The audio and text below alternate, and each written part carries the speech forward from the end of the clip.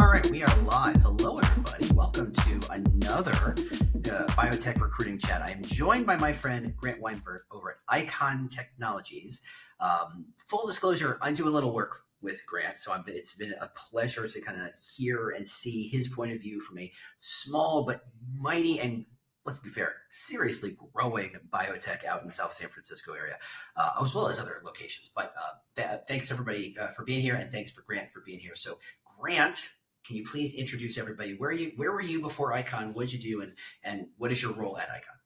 Thanks, James. I'm excited to be on here with all of you this morning. So my name is Grant Weinberg. As you can tell, not a native to the Bay Area. I have been with Eikon for coming up to 2 years. Prior to that, I spent 3 years with TriNet, which is a professional employment organization. And then prior to that, just under 11 years at Gilead Sciences, and that's what brought me to the Bay Area. Gotcha. So how long have you been in the Bay Area total? 8 years this year. Yeah, as you can tell by my accent, James. Dude, just to throw in a couple of dudes, and you're just in. It's a very European city. Let's be fair. Absolutely, it's been totally gnarly, dude. I knew we could get it out of you. And we want to even get into your night job and how that might relate. We can keep that for a separate conversation. Exactly. Let's not spin out. Yeah. Then it's just, you're right. You're dragging me in. You're baiting me into another conversation. I love it. So look, Eikon is about 400 or 500 people now. Yeah. Okay. 400. And you're in that funny spot where it's not just biotech. It's biotech. It's optics. It is fluorescence. The overall Eikon is about tracking the individual molecule inside a protein, which is amazing. But that means you are effectively building the future. You are building the cutting edge. You are building how on earth, do you kind of keep current with what the state of the world is, what the state of the industry is, as you're going out and your team is going out to talk to potential candidates who also can, build that future. How do you stay up to date? So it is difficult, right? And it is really an evolving landscape. But I think there's a few things that I think help us. One, Eikon space is evolving very fast with platforms and technologies. And I call it, this is the true intersection of biotech, right? So you've got the science on one side and the tech engineering on the other side. So how do you stay current? Thanks to a little friend of mine called ChatGPT. But tools, AI and generative AI in particular has been very helpful, because not only does it help you understand what's coming next, but also how to understand whether somebody else you're speaking to has that skill set.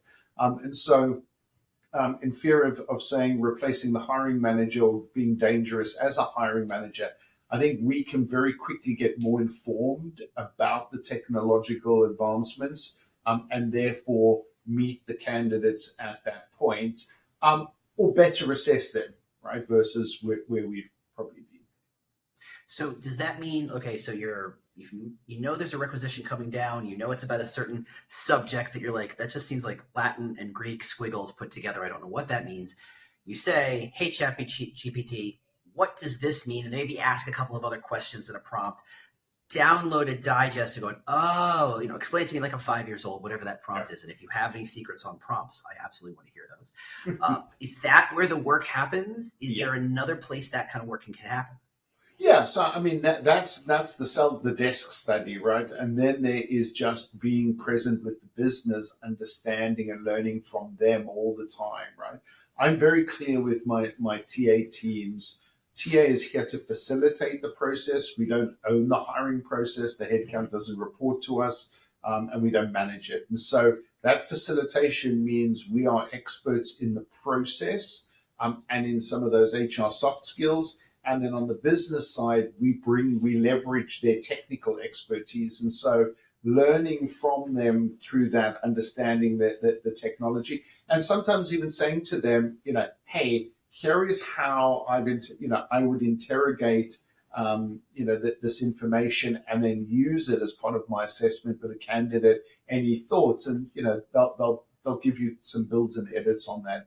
I think there's also just general media, James, of staying abreast of who are your competitors, what are they doing, what is the next innovation that's coming to market, and then being able to plot what that looks like, right? Yeah. So somebody that is a data scientist or software engineer at Facebook might not translate across to Eikon, even though we have a sizable engineering group, because unless the technologists can speak science and the scientists can understand engineering and coding, we're never going to reach the pinnacle of that true intersection. So that's an interesting question. So if you're talking, so obviously you've got these two sides, you've got the science, you've got the engineering side, or tech side, I guess we'll call it. And there's this amazing engineer, data scientist, whatever, a pure tech person, formerly Apple, formerly Amazon, formerly wherever. Would you rather have a higher quality pure tech player or a slightly lower quality tech player who knows and speaks the clinical science side? How do you evaluate that? And how do you think about that challenge? So absolutely the latter, right? As much as everybody wants to hire the best candidate, in this case, the best candidate is the balance between, software engineering and understanding science. So what has been really interesting is as we analyze the workforce, is we've noticed that I wouldn't say all of them, but a majority of the engineering folks have life sciences degrees. So they've started out doing a life science degree, and then they've gone on and converted into becoming, a software engineer. And so straight away, when they're talking to the science side, they understand the physiological challenge that they're trying to solve through use of the microscope, right, to identify better targets and then accelerate the development of those targets. And so when when engineering lean over to understand that challenge, they know what a cell is, they know what a protein is, they know what a cell membrane is, versus the pure play tech person who's going to say, I can build you whatever software you want. That's fine. But do you understand what it is that the problem we're trying to solve? So effectively, you're reframing the question of great talent, not to be pure tech skills or pure hard skills, but how applicable those hard skills can be in your actual environment. Absolutely. Interesting.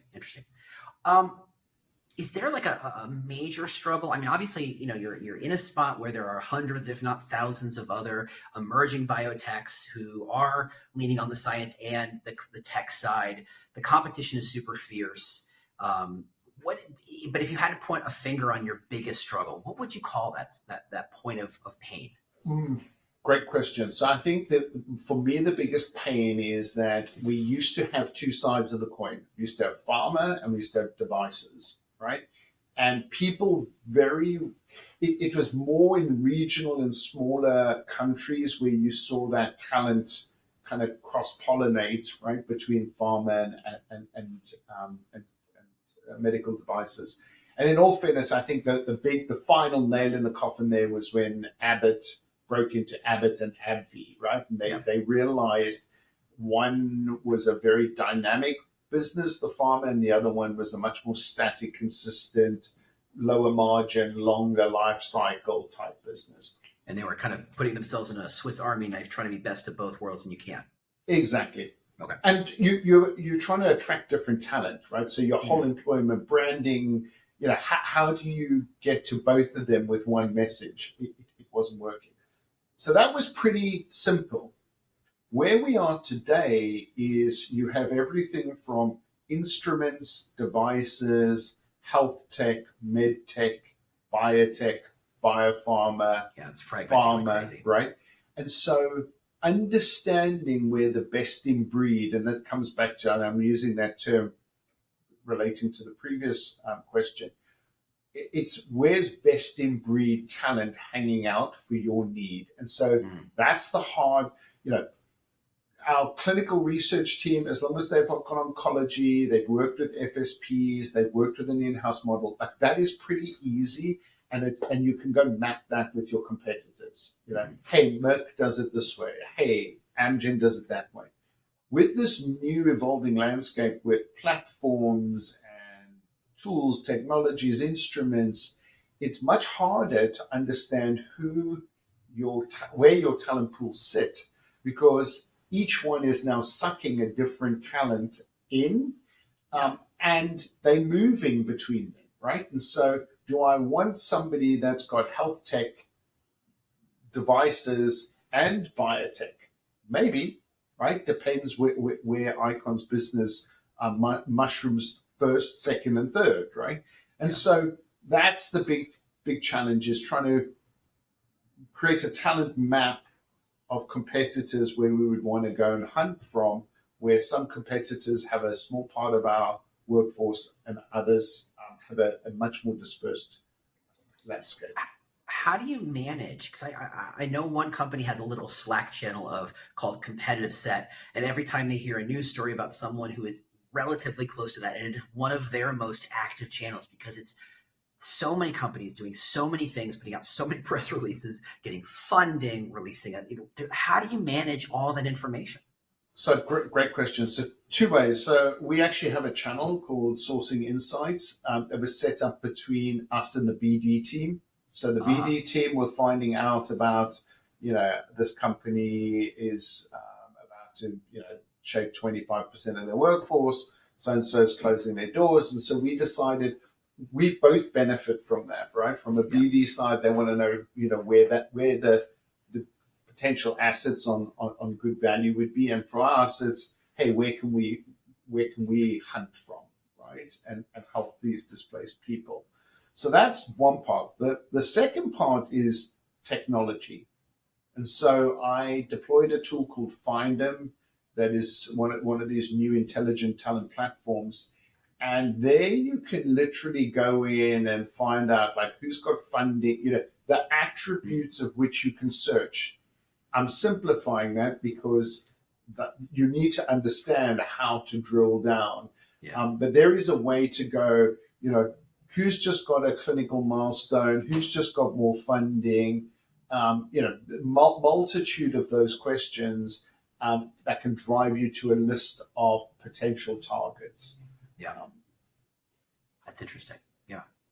So if you had a magic wand, or I guess, in our case, a magic checkbook, what would make the single biggest difference in how you attract and hire? Like, where would you apply that magic ability in your world? I'm going to be very controversial and say UATS. Well, there isn't a new one.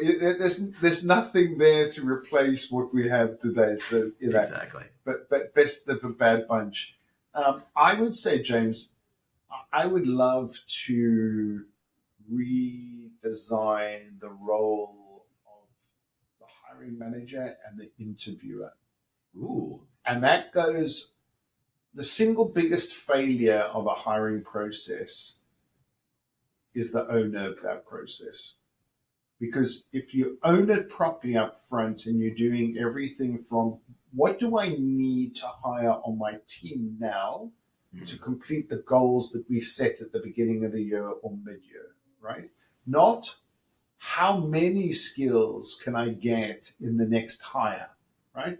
So it starts with being realistic about what you're looking for, and then managing that. Who am I going to have involved? Why am I involving them in the process, right? How am I getting them excited about being part of the process, right? How do I ensure alignment between all those people, that the candidates that I get, that the recruiter spends all that time courting, has a good experience? And at the end, when it comes down to, are we the most competitive? They choose us because they had the better experience, right? Yeah. They don't choose us because we have the biggest checkbook. And so, unfortunately, no hiring manager, nobody gets groomed into becoming a hiring manager. Yeah. It's by default. It's like how recruiters end up in recruiting, right? Yeah, they all fell into it. Yeah. It's a job that had to be done, so they did it. They figured it out. Exactly. And so they default to certain behaviors or experiences that they've had or seen. And I think that for me, if I could evolve the recruiting process, that would be a big part of just that whole roles, responsibilities, and then the discipline, and tying it back to performance, right? I don't think we have enough. We measure the performance of recruiters, but we don't measure the performance of the hiring manager in that hiring process based on the hire 6 months, 12 months. Right? Yeah. Do you leverage SLAs on that side? Like, I know that there's always friction between the recruiters and the hiring managers about the level of responsibility, and effectively there's a fence of which each party throws that job over back and forth like it's a volleyball. But do you apply SLAs, and how effective are they for you? Yeah, so we do have SLAs. We use them. To date, we've been using them very much as indicators of what the process would look like. Some of our business have been very keen to know what is the SLA for each one of the steps, and then has maybe stuck to them, but possibly not. I was at an event recently, and they had the head of TA from PayPal, and it was interesting. I think he was the 9th hire in 10 years as the head of TA, right? Very interesting story around that background. But he mentioned something that every time there was a delay against an SLA, the role would go on hold. Yeah. And at the end of the period, they would look at it and they would say, okay, you opened the role on this date, you filled it on this date, but it went on hold 7 times. And every time it goes on hold, it's because I haven't got feedback, or the interview feedback hasn't been put in the system, right? So you do need disciplined recruiters who are going to come up against a bit of backlash, right?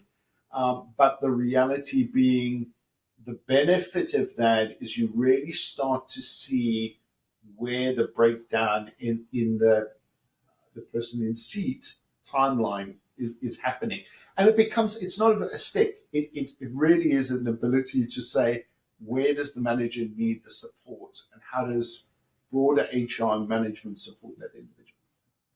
I know that Amy Miller over in AWS, she talks about at events, as a recruiter, I will give this as much priority as the hiring manager gives it. And it's only in that balance that the work gets done. If there's a shift in the balance that one person cares more than the other, it never works out well. I tell you what I've been using, and I used it, I think, in a moment of stress, and now on reflection, it's been something powerful. So it's not necessarily with the hiring manager, it's with the functional lead. We're going in and saying, you have 3 hiring managers under you that are currently recruiting. One of them is fully engaged in the process and 2 are not. Yeah. So the recruiter's time is being divided by 3, and I don't think it's fair that manager 1 is getting a third when they're putting all the effort in. And so actually your own people are creating a drag on the process and being unfair to each other, right? And collaboration is one of our core values. And so you can talk about the challenges you're talking, you've got to roll it out, right? You're seeing the entire system. You're not looking at the single relationship between the hiring manager and the recruiter and saying, how do we fix this? You're saying, what are all the relationships and where are the bigger issues? Yeah. Love it. And, I just think if a manager's engaged, why do they get to share the resource with somebody that isn't engaged? That's probably even dragging the 30% down to 20%, right? Yeah, exactly.